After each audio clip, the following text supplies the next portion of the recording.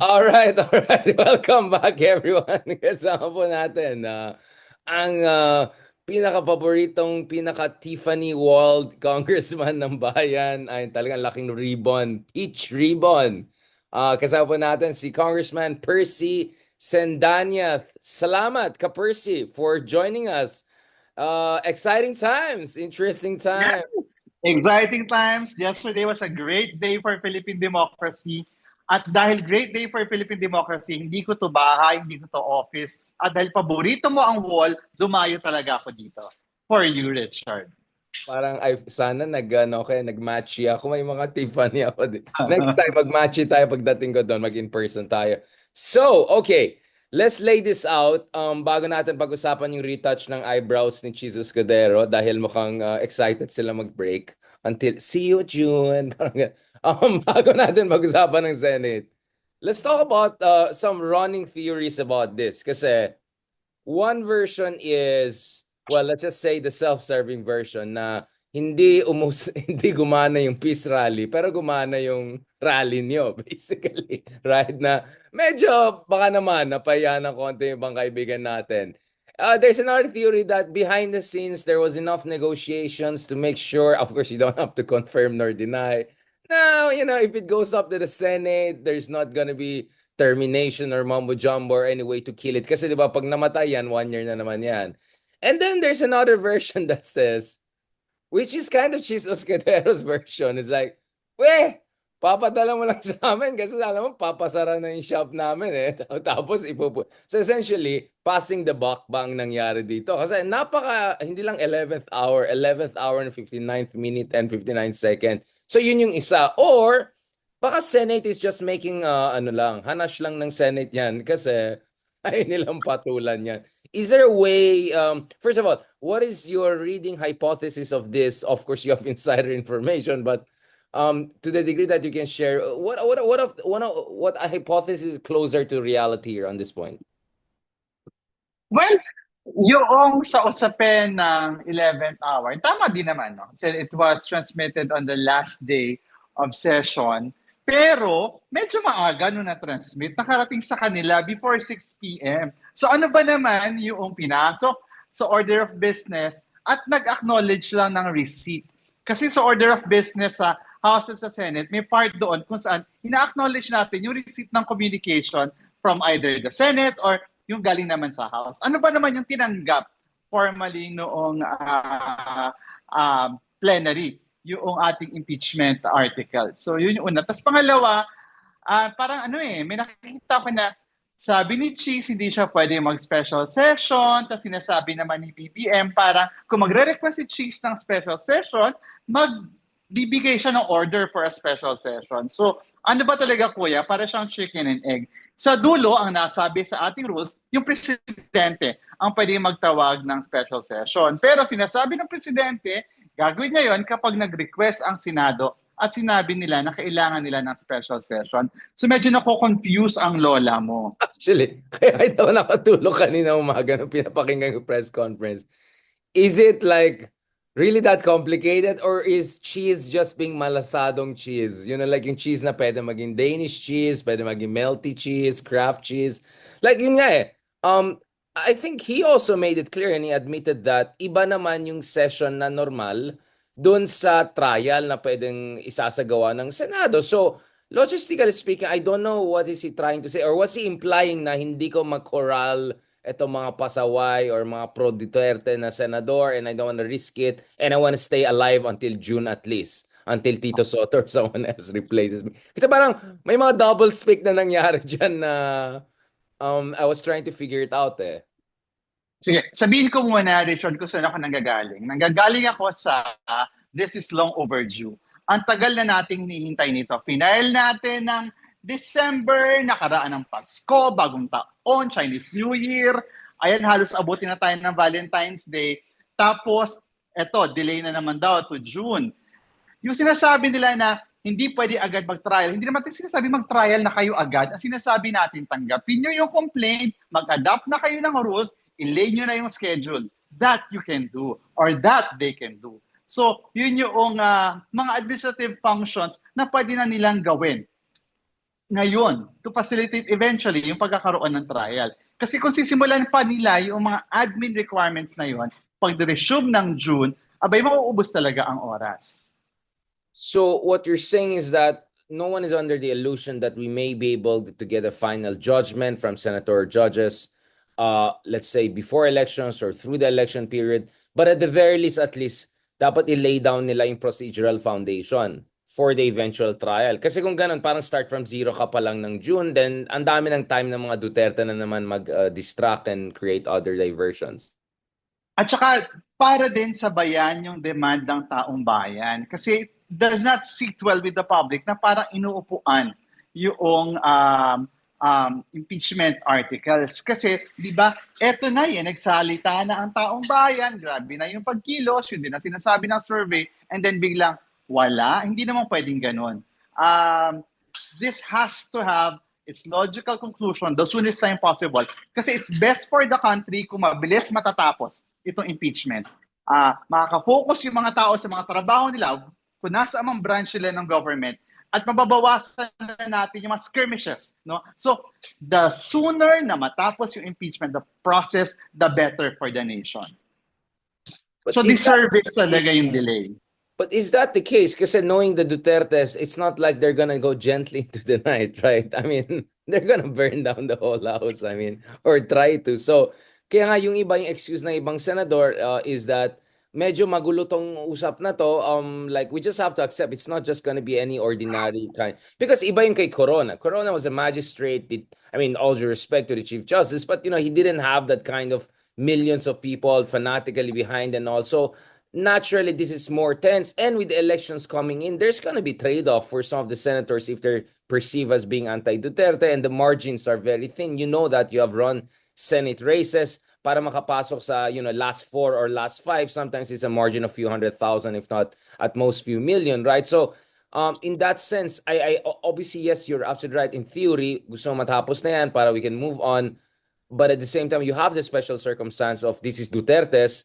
They will not go gently into the night. And then it's elections. Takot yung ibang senador talaga. Like, what is the feasible, reasonable way whereby could they do the procedural discussions at least confidentially? Although I doubt the Amy Marcos and the Robin Hood types will keep it confidential, to be honest. So, Dulo, hindi naman sinasabi na i-resolve nyo to before election. Kasi alam naman natin yung political reality ng risks para dun sa mga electionists at para dun sa may mga sinusuportahan ng mga kandidato dun sa whether national or local races na pwede mag-take ng toll ng kanilang boto. So pwede namang simulan and then magbotohan after elections kasi may 2 weeks pa after elections. Pwedeng doon yung reckoning point. In fact, kahit nga after nung 2 weeks na yon hanggang June 30, pwede pang magbotohan eh. So ang sinasabi natin ay hindi natin ina-expect na magdedesisyon sila ngayon bago mag-eleksyon. Ang inaasahan natin ay gagalaw na sila para ilatag yung proseso. And also, that will reinforce yung confidence ng mga tao, ng taong bayan, dun sa Senate as an institution that they're going to give the impeachment, the articles of impeachment, it's fair day in court. Just before we focus yung sa eyebrows, sorry, we focus on Grabe siya sa eyebrows. Grabe. Sorry. Mine are natural. Nag-flex na. No, but Nakakaasad ang kilay. kaya nga naglagay ako ng Ken Clark-ish para matakpan yung ating natural eyebrow. No, but Percy, going back to this, were you surprised that we got what 215? Kasi to be honest, kagabi hinintay ko yung mag-zoom na naman si Sara Duterte at iisa-isahin niya lahat ng mga boto laban sa kanya. And then sabi ko, wait, pag mga 200 ang bumoto laban sa kanya, ubus laway yan hanggang umaga pag mumuray niya. Congressman X! Congressman B! Ikaw, inaanak kita sa kasal. Ikaw, yung... Medyo, yung gaganan siya. Like, medyo 200. Were you surprised by the number? Actually, the number was so big. Well, of course, we could always say, baka 200 lang, baka hindi all the way. But the number was big enough, 218, was big enough for some people to say, wait, sino pala yung hindi bumoto? So, actually, nag-stand out yung mga hindi bumoto. Ngayon, sila yung kinukuyog ng mga vloggers eh. Honestly, I was really surprised when I saw the final number. Kahit nung pumirma ako nung pumirma ako, I was at number 141. So nagulat na ako na sabi ko, oh, sobra-sobra na to doon sa target natin na 103. Tapos na doble pa natin yung target. Kaya tama ka, ngayon ang tinitingnan ng mga tao, yung ilan na hindi bumoto kasi overwhelming majority endorsed the impeachment complaint over and above the constitutional requirement of 103 votes. So it's a good sign, it's a good start for the process. Ibig sabihin, buong-buo ang mandato para sa articles of impeachment. Kaya walang dahilan para i-delay yung proseso. Speaking of process, I'll ask some procedural questions because Congressman Luis, among others, were designated to be prosecutors, etc. I just want the audience to have an idea about if ever usad ito, ano yung mga dynamics and mechanics. But before going there, just to put this into context, surveys are very clear that almost a majority in the latest survey are for impeachment of Sara Duterte. And this is very well spread across the country with the special pockets of, Dutertismo in Mindanao or whatever. And that number is gonna go up. So it's not like, kasi ang attack Percy is, etong 200 na to, purong bayaran, purong mga crocky, alligators, ganyan. Parang sa, wait. Actually, tumutugma ito sa public sentiments. In fact, I think public sentiments will eventually catch up with these numbers. I won't be surprised future numbers will say 50, 60, 70% of Filipinos ay bukas at least sa isang robust and fair and comprehensive trial, if not impeachment of Sara Duterte. Can you also expound on that aspect here? Because some people are trying to make it look as if the Congress is essentially too much out there and that this is internal conspiracy rather than reflection of their mandate and what the Filipino people want. Actually, when they signed the impeachment complaint, ang reading ko, they were representing really their constituencies. No, at malinaw 'yon doon sa surveys at malinaw 'yon doon sa sentiments na nababasa natin mula sa iba't ibang movements from 2 weeks past. Tapos pangalawa, tingin ko tataas pa ito yung positive attitude ng ating mga kababayan sa impeachment kapag nagsimula yung trial. Kasi nakita natin yung prosesong ito nangyari noong ginawa ng House ang Quadcom at saka yung hearings ng Public Accountability and Good Governance. At pag nagsimula ang trial, naglabasa ng mga ebidensya, ikinuwento ulit kung ano yung nangyari, mas tataas pa yung approval ng ating mga kababayan dito sa pagpapatalsik kay VP Sara Duterte. So, I'm predicting a very solid majority for the impeachment among our kababayans once magsimula at mag-progress yung hearing sa Senado. At kasama ba dun sa 1,287,861 na baka may mga ilan din dyan na medyo nagdadalawang isip. Parang hindi gumana yung peace rally. Parang if anything, dumoble pa. Kasi, di ba?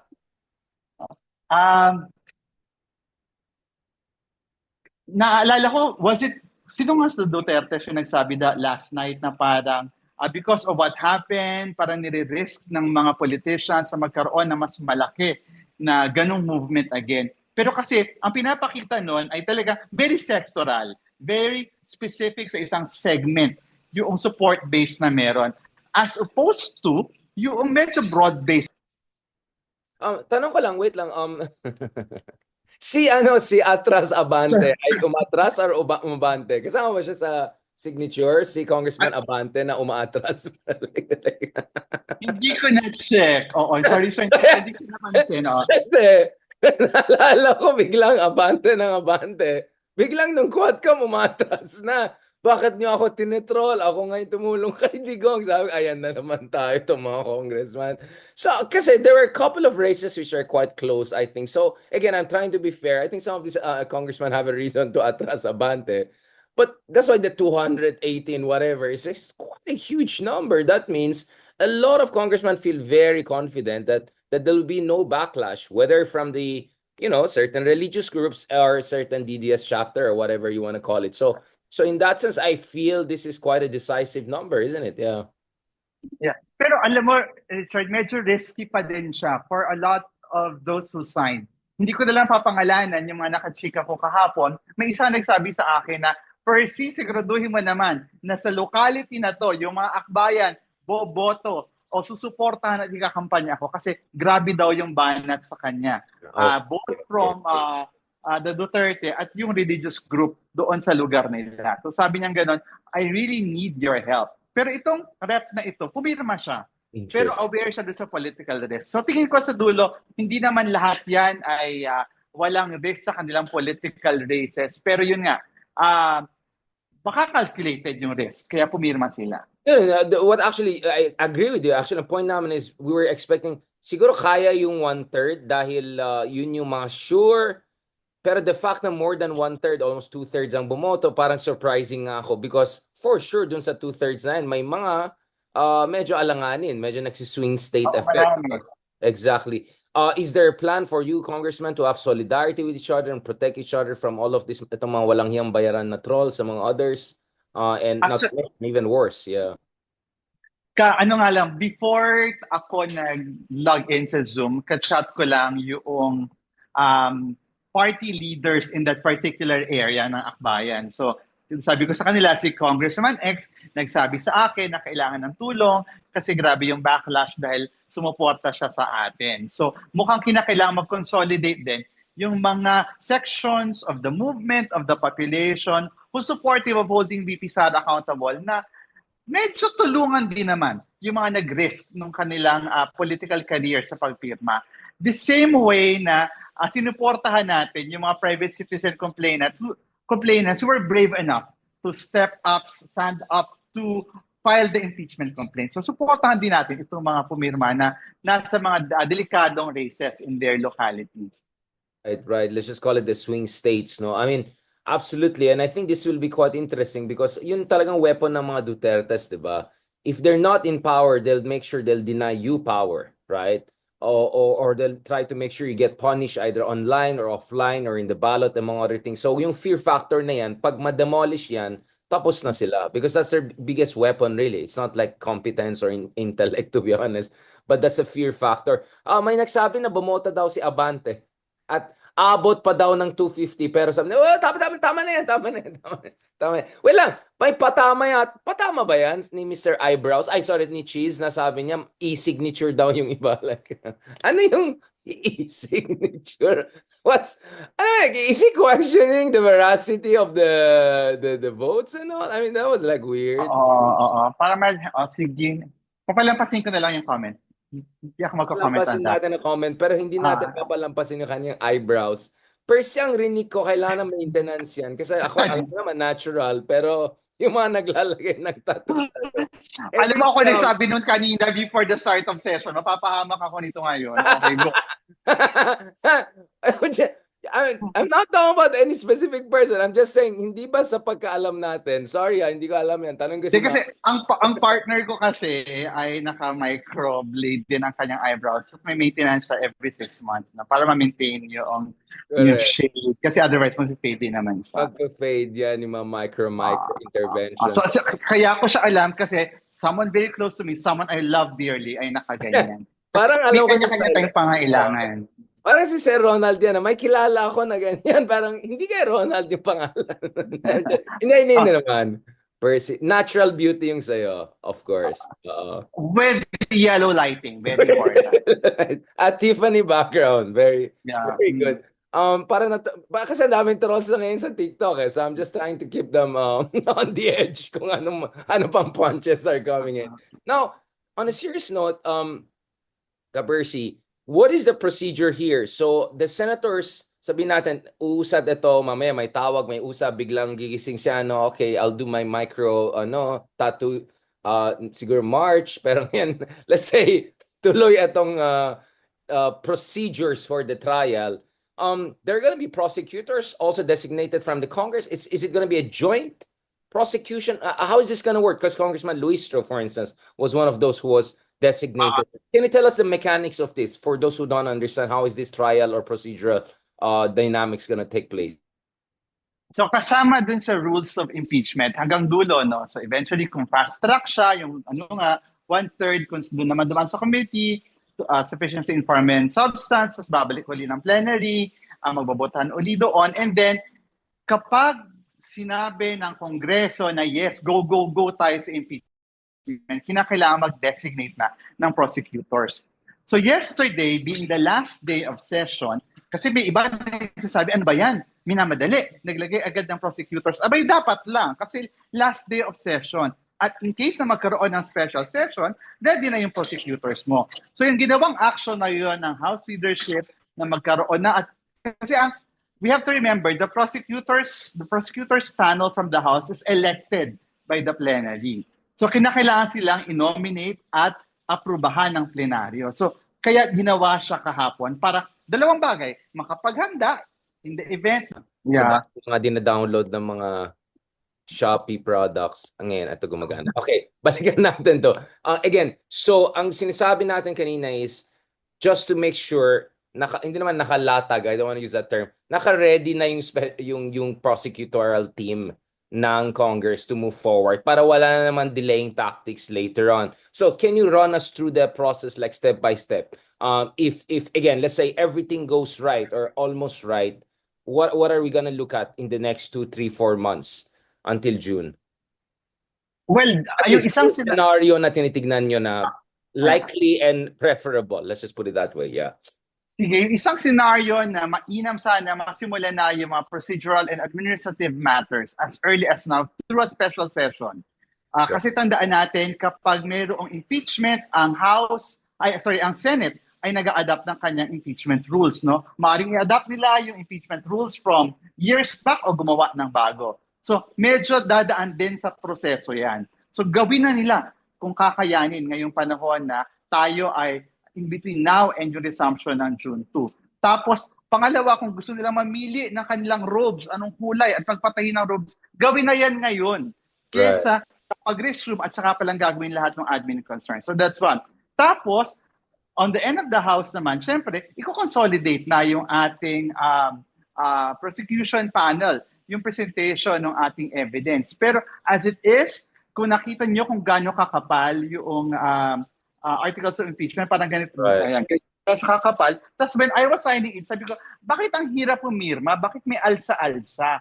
Noon pala, kasama doon sa evidences ay may mga USB. So may mga dokumento na nasa USB kasi masyado nang makapal para idagdag. Plus, may mga dokumento na hindi pwedeng easily matatranslate sa papel. So, yun. So, maraming pwedeng mangyari, maraming pwedeng gawin kung magkakaroon ng political will ang Senate leadership to begin the process. Not necessarily the trial, to begin the process of laying down the ground rules for an impeachment trial. And that can be done as soon as possible.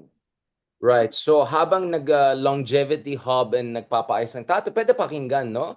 Pwede naman pa AI, pakinggan lahat ng USB, yung datos, pag-stress sila, sir. Kasi mukhang marami yatang data yan, oh my God. Bakit kaya ang dami? Dahil daming ginawang kalokohan. Like, are impeachment supposed to be that multi-layered, multi-volume? Parang Das Capital yatang 2-volume Das Capital yan. Ano ba nangyari dyan? Yung actual complaint, siguro mga 31, 32 pages, ang marami talaga yung attachment. So, sabi ko ang gagawin na I saw it as mabilisan. Sinilip ko yung mga attachments. Siyempre, binasa ko yung 31, 32 pages. Sabi ko, this is a very robust complaint. Para siyang naging endorsement of all 3 complaints.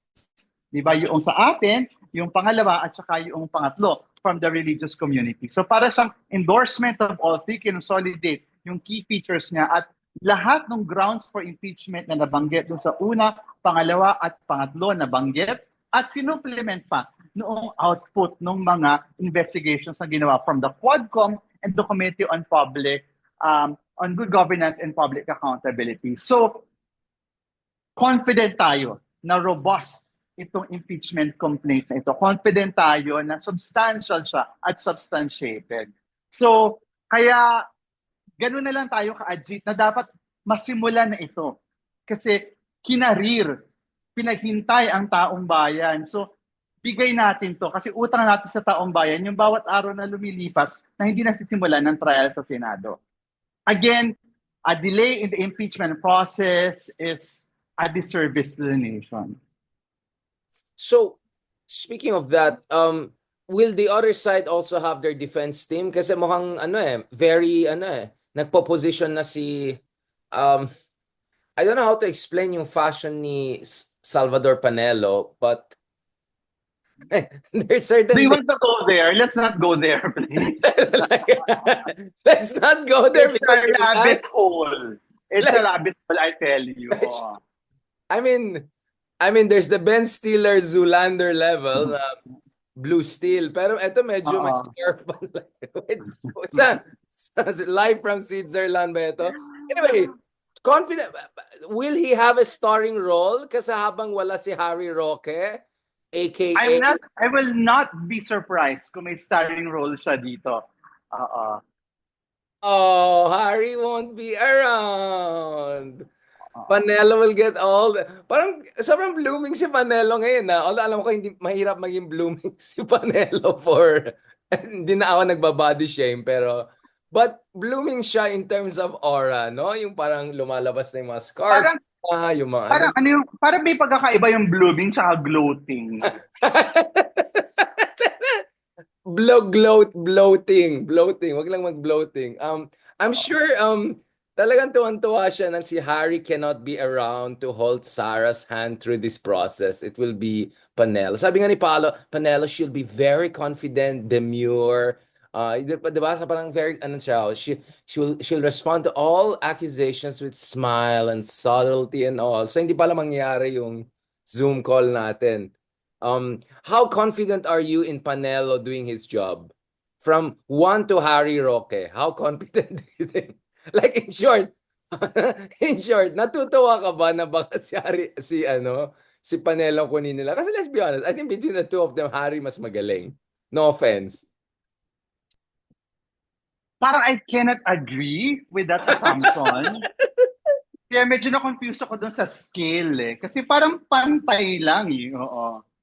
Well, hindi by the way, hindi morality ang question, ang Oh, question ng yeah. legal mind. Well, yeah, maybe, yeah. In fairness, yung isa, daming pogo negosyo, yung isa parang hanggang dyan pa rin. But anyways, at least mas entrepreneurial yung isa. But going back to this, so what should we do should we put pressure on the Senate right now? How important, kasi ang ginawa nung January 31 is to put pressure on the Congress, right? Oh, eto na, Yeah. finally, 218, almost 250 votes, may USB pa, 2 volumes of Das Capital. So now, the ball is in Senate's court. And Amy Marcos came out guns blazing, I will defend it to the end of the earth kasi alam niya, medyo alangan siya sa Senate race. So desperate siya to get the numbers. Hindi ko sinasabi yun lang dahilan, pero I just find it coincidental. What should the public do? Magsasagawa ba kayo ulit ng rally na parang Senate naman, umayos-ayos kayo dyan, tapos may mga pictures kayo ni, I don't know, ni nag-tattoo boy, ni Bato. Magkakaroon ba ng ganun na rally ulit? Is there a plan or should there be? I'm not yet aware kung ano yung plano ng mga complainants, pero ang alam ko ay consolidate ulit after yesterday para sa strategy kung paano natin ipipressure ang Senate to hold special session. Parang yun yung minimum ask. Eh.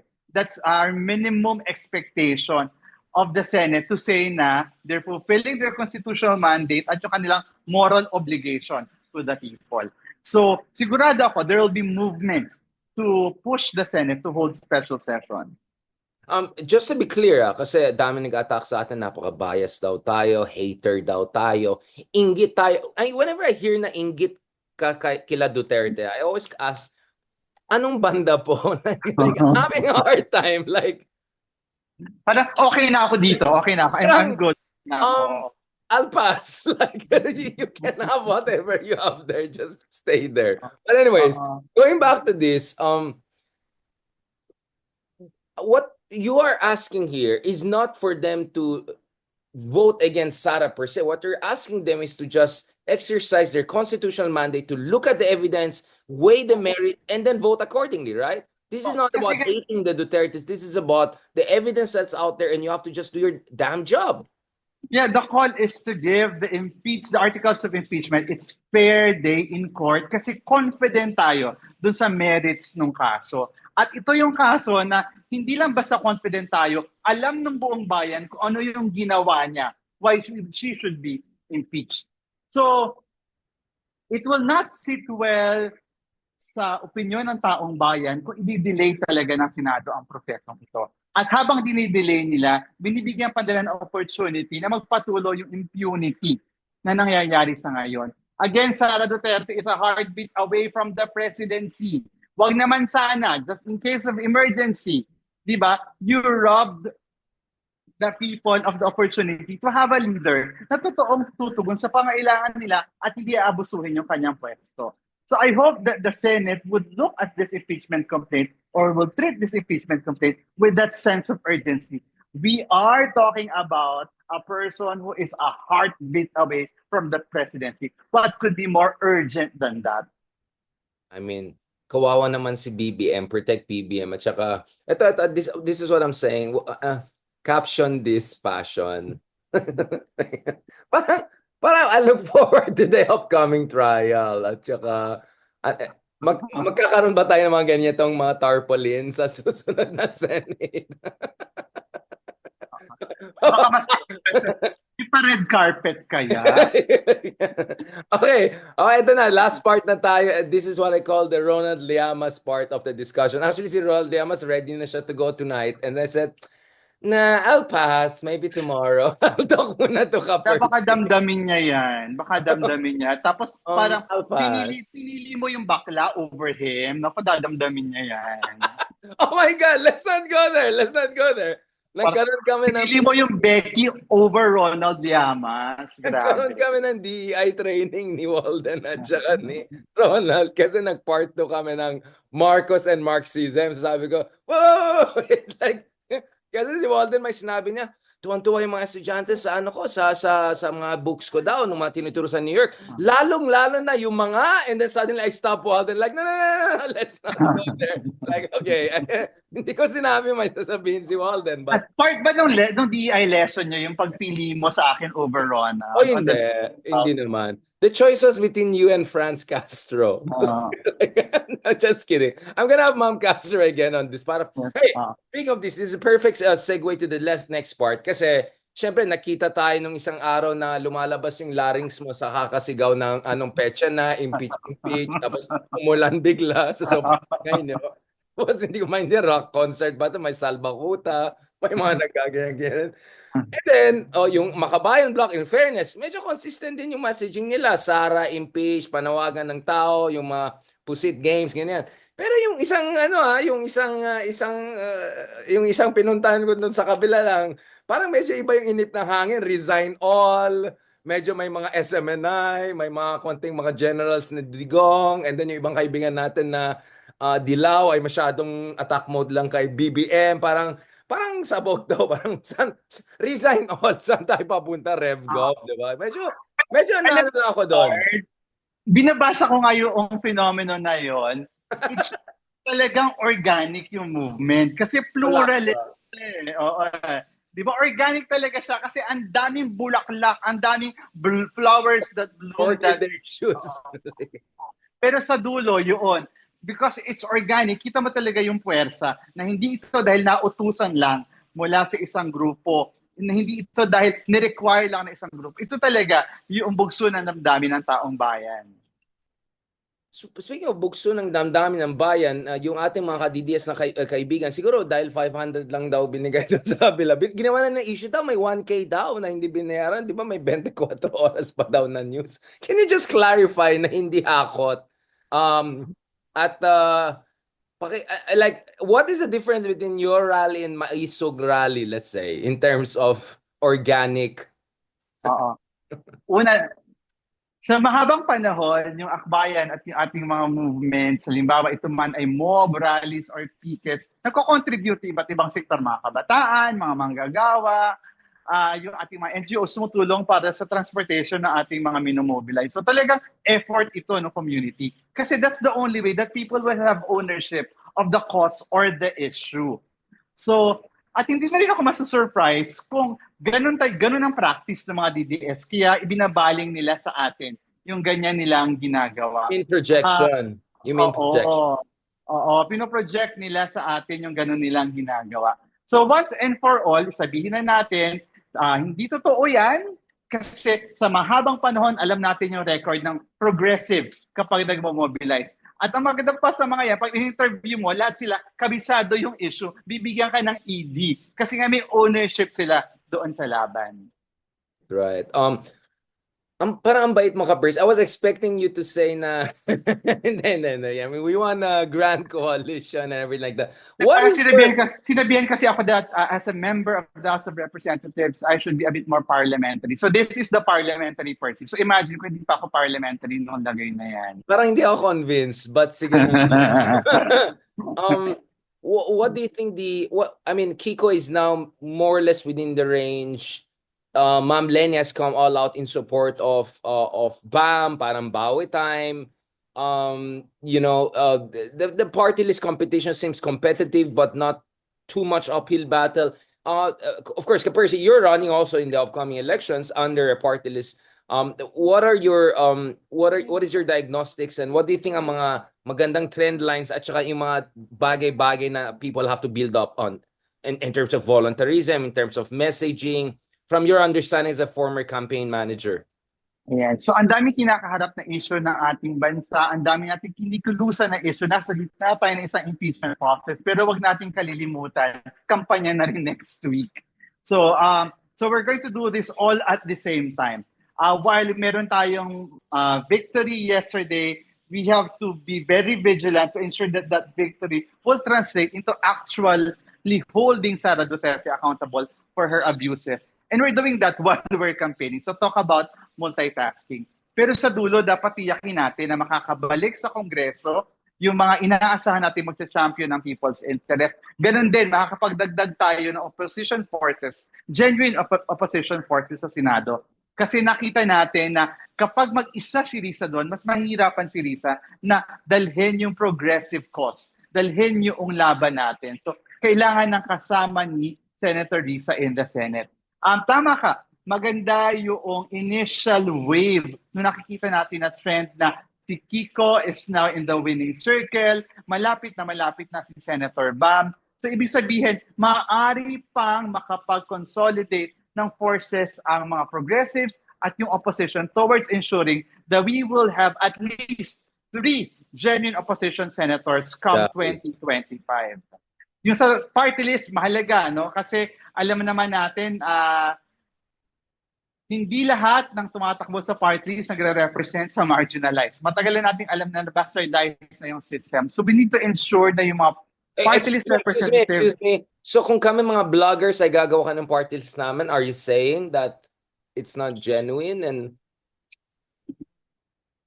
baka kailangan ko basahin muna yung CBS. Yung vision, mission goals. Kung may contractors party list nga, bakit kami mga vloggers? Hindi meron, no? Diba? Sabi nga pati mga retired political analysts, sabi ni Ronald Llamas, kailangan ng pension. So, anyway, going back to this. So nakita natin yung value of having progressives in both houses. At kung mas malaki yung base of progressives dyan, mas marami tayong pwedeng gawin. Siguro hindi madidelay ng 2 buwan, 3 buwan yung impeachment kung mas marami kami sa lower house. At siguro hindi ganito yung stance ng Senado kung mas madami sila Senator Risa in the Senate. Absolutely. I think everyone is just realizing the need, no? Kasi habang yung iba may oras na magpa-tattoo or magpaano, si Ma'am Risa parang 24/7. Actually, pag nagme-message ako sa kanya, parang reply siya kaagad. Well, AI po ba to? Parang ba nasa Pogo hearing lang to, nakakasagot pa siya. Parang napaka-hyper ni Ma'am, no? Speaking as an ADHD person, parang wait. So medyo sipag-sipag naman ng konti ibang kaibigan natin dyan. Last point, maybe lang nag-aaway yung mga parents natin. Nagdadrama yung dati ko sa likod. Wait lang. Pinapalis na ako. No, last point on this. In terms of messaging and alignment, do you think that, I mean, I'm all for this, I don't know, like negri, network effect, charot, horizontal. Okay, whatever. This anarcho-syndicalist, like, let 1,000 flowers bloom. But my point is, there should be also a certain level of alignment and discipline and strategic communications, because clearly, I know some people are hating me for keep on saying this, but I will keep on saying this because I believe this. First of all, let's be very careful in drawing a moral equivalence, or actually a political equivalence, in terms of the threat that Marcos Jr. poses versus the threat that the return of Duterte poses. we can say this because we paid the price under Duterte, and we're still criticizing BBM, and nothing close, right? And then speaking of Marcos Sr., ibang usapan na yan. No, because I keep on hearing like, oh, bakit tayo fixated sa 125 million confidential fund? What about yung 200 billion taxes na mga Marcos? Mga ganun, like, so I just feel, yes, I factually agree. But as Confucius said, if you try to chase two rabbits at once, right, you're not going to catch any of them, right? And it's a sequencing thing. Now, I know this is a sensitive question, but I think we have to spell it out. I remember very well when Bernie Sanders endorsed Hillary Clinton, someone he really didn't like. He said, the one difference between Hillary Clinton and Trump, and he was correct, is that at least with Hillary, we can put her feet close to the fire. We can put pressure on her. There is some communication channels. Trapo siya, essentially, yun ang sinabi niya. Hindi natin siya gusto. Maraming problema with the Clintons, but Trump is a totally different ballgame, right? Is this a similar kind of situation? Although, of course, I know, like, because of the Marcos dictatorship background, it's very hard to make the argument that, like moderate lang si BBM. But so far, isn't that, like, let's just be honest about it, isn't that the state of affairs? Without saying na hindi dapat criticize it. Of course, you should criticize the GAE and everything. Like a fund. It's not like we're not doing that 24/7. I just want to get clear on that, Percy, because you're inside there. You are in the ring. Madali para sa amin sa labas to make all of the debates here, but you're in the ring and you know real politics, and there's just so much we can achieve as of now. So focus tayo what we can get through, and then we can move to the next one later on, right? Parang sequence mo naman, pwede mo naman i-chop-chop yan, di ba? Sige, I will not be speaking as someone who's in the ring, who's a politician. I will speak as someone who ran campaigns before. Ganun na lang. Sige. Lalo na ngayon pumapasok tayo sa isang election campaign. Kasi tayo sa progressive movement, sanay tayo sa discourse and debate. No? Pero medyo mahirap na nasa loob ng isang electoral campaign, nandun pa rin tayo sa discourse at debate. Kasi maaring tayo nagkakaunawaan at malinaw sa atin yung bottom lines, pero along the way, baka mas na-alienate natin yung ating target audience. Kasi di ba sa dulo, pagpasok natin election, kinakailangan natin makakuha ng pinakamaraming boto para tiyakin na yung ating mga champions in both houses will be able to continue to champion or to have new champions for the progressive cause. So, while mahalaga yung discourse at debate, mahalaga din yung pag-build ng unities on unified messages ngayong papasok tayo sa kampanya. And what could be that unifying core that brings us all together? Because I absolutely agree with you. I mean, I talked to Calyodi dun sa EDSA rally, and I think Calyodi is more like resign all perspective, and he was very clear to me. Sabi, Richard, focus na lang tayo dun sa mga areas, kumbaga kung Venn diagram, kung saan tumutugma yung ating position. All of us have the same vision. It's just a tactical issue, right? What could be like, what are the, like, if you're going to give three big things that all of the progressive, genuine opposition groups have to come together, ano yung big three things? Again, putting your hat as a former campaign manager, no longer as just a congressman. Kasi hindi naman tayo kailangan lumayo doon sa sinasabi ng taong bayan, di ba? Before every election, may lumalabas sa mga surveys about what issues are important to the people. So it could be a combination of that. And also of our current political project. Ang political project natin ngayon ay i-reform ang budget process at i-hold accountable ang mga Duterte. Let's do that. Pero let's couple it with the issues that are important to the people. At more or less, every election cycle, pare-pareho yan. Presyo, trabaho, corruption, no? So let's make it a combination of both and let that be the springboard kung saan tayo maglo-launch ng ating mga kampanya. Mukhang mahalaga din na yung opposition needs to also learn how to lay down the ground rules on engaging with each other kapag nasa publiko at lalong-lalo na ngayong panahon ng kampanya. Kasi broad naman ang opposition at iba-iba din naman yung shades ng ating ideological leanings at yung ating mga platform. Pero sa dulo, kinakailangan may ground rules on how do we engage with each other para we reinforce each other and we reinforce the big agenda. Yeah, I absolutely agree with you. Kaya nga na-appreciate ko yung conversing with all of you, Akbayan, Makabayan, sila Cello, sila Justice Carpio, sila Trillanes. I mean, it's quite a spectrum. to be honest about it.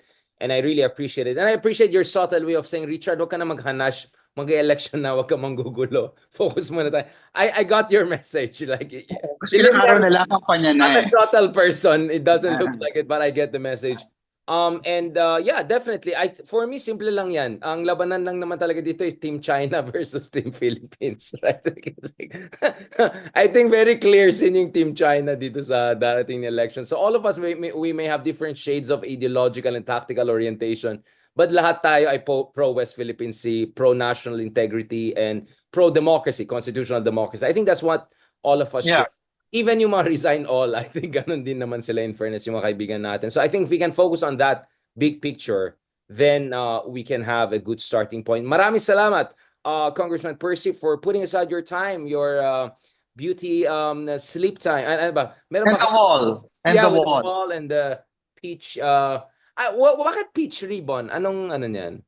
Ano to, on the day that we filed the impeachment complaint, I started wearing the peach ribbon for impeach Sara. Oh wow. Oo. Talagang Tapos ang bala ko, hindi ko siya impeach. huhubarin hanggat walang desisyon ang Senado. Kasi from impeach Sara, ang gusto natin, impeach perfect. Kasi magiging perfect lang ang impeachment kapag may conviction. Okay, mukhang malapit ng Sakura season sa Japan. So maybe we can bring in some Japanese blossom peach.